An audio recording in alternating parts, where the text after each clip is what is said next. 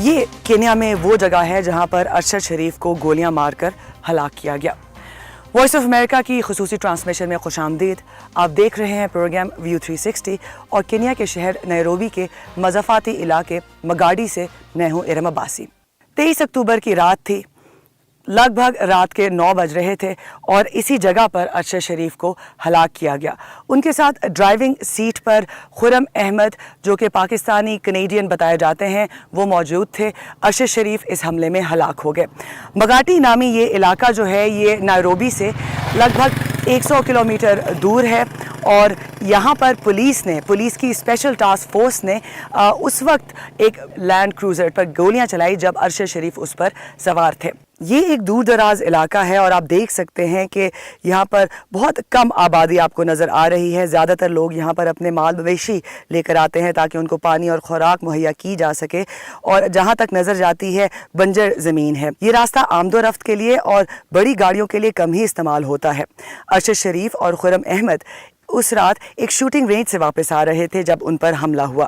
Police کا دعویٰ یہ ہے کہ انہیں ایک اطلاع ملی تھی کہ ایک گاڑی کو ہائی جیک کیا گیا ہے جس میں مبینہ طور پر ایک اغوا شدہ بچہ موجود ہے، اس لیے انہوں نے گاڑی کو روکنے کی کوشش کی، لیکن جس گاڑی پر فائر کیا گیا وہ گاڑی بھی اور تھی اور اس کا ماڈل بھی اور تھا۔ سسپیکٹڈ کار مرسیڈیز اسپلنٹر تھی، نہ کہ ٹویوٹا لینڈ کروزر جس میں ارشد شریف سوار تھے۔ اور سوال یہ پیدا ہوتا ہے کہ اگر گاڑی میں بچہ موجود تھا تو اتنی گولیاں کیوں برسائی گئی؟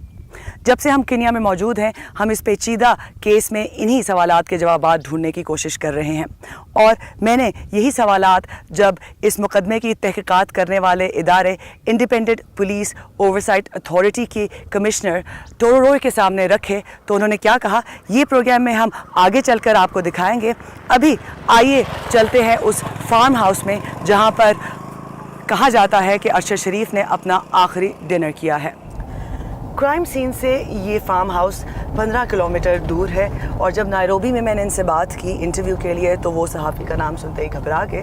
اب ہم کوشش کریں گے کہ ہم اس فارم ہاؤس میں اندر جا سکیں اور ان سے بات کر سکیں۔ اس فارم ہاؤس کا نام اموڈم ہے۔ یہ کینیا میں بسنے والے امیر لوگوں کے لیے بنایا گیا ہے جس میں شوٹنگ رینج ہے، کیمپنگ ہے اور لاڈجنگ یعنی قیام و طعام کی سہولیات بھی اویلیبل ہیں۔ اس فارم ہاؤس کی انتظامیہ نے ہم سے بات کرنا تو دور کی بات بلکہ ہمیں اس کمپاؤنڈ کے ارد گرد رہنے بھی نہیں دیا۔ جب میری گارڈ سے بات ہوئی تو انہوں نے بتایا کہ ارشد شریف کی ہلاکت کی وجہ سے یہ فارم ہاؤس اس وقت بند ہے، اور میرے پوچھنے پہ یہ بھی انہوں نے مجھے بتایا کہ ایک وقت میں اتنے بڑے فارم ہاؤس پہ صرف 20 لوگوں کو اکوموڈیٹ کیا جا سکتا ہے۔ پولیس اور خرم احمد نے اپنے بیان میں یہی کہا ہے کہ ارشد شریف نے اپنا آخری ڈنر اسی فارم ہاؤس پہ کیا تھا، جس کے بعد وہ وہاں سے روانہ ہوئے، پھر پولیس نے ان پر گولیاں چلائی اور وہ ہلاک ہو گئے۔ اس کے بعد میں آپ کو اسی علاقے مگاڈی پولیس اسٹیشن لے کے جاؤں گی جہاں پر پہلی اس مقدمے کی FIR درج کی گئی تھی، لیکن پہلے آئیے یہ دیکھتے ہیں کہ جب میں نے انڈیپینڈنٹ پولیس اوورسائٹ اتھارٹی کی کمشنر سے یہ پوچھا کہ یہ کتنی معمول کی بات ہے کہ اسپیشل ٹاسک فورس جو ہے وہ روڈ پر پتھروں سے رکاوٹ لگائے اور اغوا کار اور مبینہ چوروں کو ڈھونڈے، تو انہوں نے کیا کہا آئیے دیکھتے ہیں۔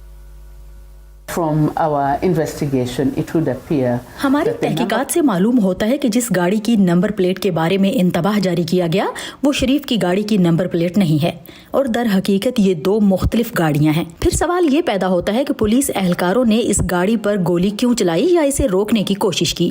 پھر ایک اور مسئلہ یہ ہے کہ ہمیں جائے وقوع سے معلوم ہوا کہ پولیس اہلکاروں نے سڑک پر رکاوٹیں کھڑی کی تھیں اور کسی بھی گاڑی کو روکنے کے لیے پتھر رکھے تھے، اور عموماً آپ کو معلوم ہوگا کہ ہمارے ہاں کینیا میں سڑکوں پر رکاوٹیں ہوتی ہیں اور کینیا کے شہری عام طور پر رکتے ہیں، لیکن روڈ بلاک کے اس مخصوص واقعے میں پتھر سڑک پر رکھے گئے تھے۔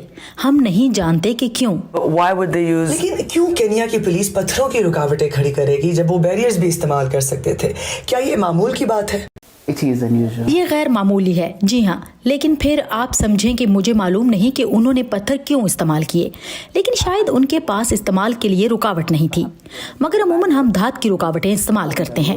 But we usually have metal barriers The car that was reported, it was जिस Mercedes. अगवा शुदा कार की इत्तला मिली थी वो मर्सिडीज स्पिंस्टर थी जो कि एक डिलीवरी वैन है। फायरिंग टोयोटा लैंड क्रूजर पर हुई। पुलिस इन मुख्तलिफ गाड़ियों को कैसे मिक्स कर सकती है? I think the first मेरे ख्याल में सबसे पहली चीज जो मेरे जहन में आई वो ये है कि वो पुलिस की रुकावट पर नहीं रुके। ये पहली बार नहीं कि हमने केनिया में पुलिस एहलकारों को एक गाड़ी पर फायर करते देखा जो सड़क पर रुकावट को तोड़कर गुजरी। ये मेरा पहला शक था। क्यों? क्योंकि बाज़ औक़ात ये जराइम पेशा अफराद हो सकते हैं जो पुलिस एहलकारों से बचते हैं और पुलिस के नाके से बचने की कोशिश करते हैं, लेकिन फिलहाल मैं ये नहीं कह सकती कि ये वजह थी। इसका पता लगाना तफ्तीशकारों का काम होगा। So if it's a case of अगर अगवा का केस है, चोरी का केस है, तो आम पुलिस को क्यों नहीं इस्तेमाल किया गया? पुलिस के अंदर सबसे ट्रेंड स्पेशल पुलिस फोर्स का इस्तेमाल क्यों किया गया? this special unit, इस मखसूस यूनिट GSU का एक कैंप उस जगह के करीब है जहां ये वाकया पेश आया। तो ऐसा नहीं है कि अगवा के केस की तहकीक के लिए खसूसी यूनिट वहां भेजा गया हो, मगर GSU का एक खसूसी यूनिट जाए वकुआ के बिल्कुल करीब था और GSU जराइम के इंसदाद के लिए भी काम करता है। बदकिस्मती से इस वाक़े से पहले भी हमें अरशद शरीफ के बारे में मालूम नहीं था। मेरा मतलब ये है कि ये सिर्फ एक ऐसी चीज़ है जिसके बारे में हमें अब पता चल रहा है कि वो एक गैर मुल्की सहाफ़ी था। हमें अब ये मालूम हो रहा है कि उसे अपने मुल्क में कुछ मसाइल का सामना था। issues back in his country. This is not something that we were aware of as IPOA board.